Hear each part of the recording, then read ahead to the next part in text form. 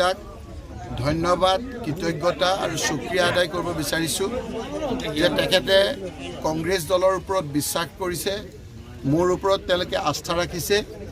তাৰ বাবে মই প্ৰতিজন ধুবুৰী লোকসভা সমষ্টিৰ নাগৰিকক ধন্যবাদ কৃতজ্ঞতা আৰু শুক্ৰিয়া আদায় কৰিছোঁ। এতিয়ালৈকে ফৰ্মেল ৰিজাল্ট ডিক্লেয়াৰ হোৱা নাই। ডিক্লেয়াৰ হোৱাৰ পিছত আনুষ্ঠানিকভাৱে আপোনালোকৰ যোগেদি সকলো ৰাইজক মই ক'ম, কিন্তু এতিয়া যিটো লিড দেখা গৈছে যথেষ্ট লিড।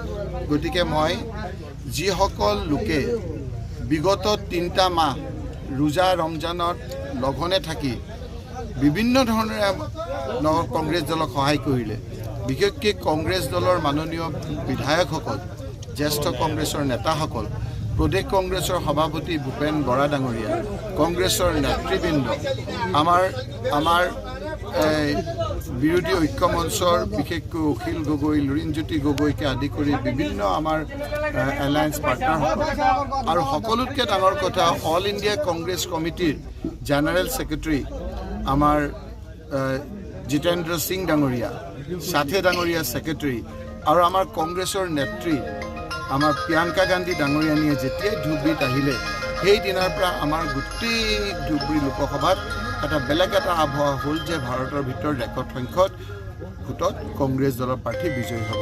এই সকলোকে মই ধন্যবাদ আৰু কৃতজ্ঞতা জনাইছোঁ। বিশেষকৈ মোৰ কংগ্ৰেছৰ কৰ্মীসকলক, জিলা কংগ্ৰেছৰ সভাপতি, জিলা কংগ্ৰেছৰ নেতাসকলক, মোৰ মহিলা কংগ্ৰেছ, যুৱক কংগ্ৰেছ, NSUI, সেৱা দল, মাইনৰিটিৰ ডিপাৰ্টমেণ্ট, আমাৰ মিডিয়া সেল, আমাৰ এই কংগ্ৰেছৰ প্ৰতিজন কৰ্মীক, মণ্ডল কংগ্ৰেছ, ব্লক কংগ্ৰেছ, একে তৃণমূল পৰ্যায়ৰ কংগ্ৰেছ কৰ্মীসকলৰ আশা সুদিয়াৰ প্ৰচেষ্টাত আজি ধুবুৰীবাসী ৰাইজে যি এটা দুৰ্ভোগ ভুগি আছিল, যি এটা কমিটমেণ্ট নোহোৱা নেতাৰ লগত আছিলে, সেই ধৰণৰ কথা বতৰাবিলাকত আস্থা প্ৰকাশ কৰিলে।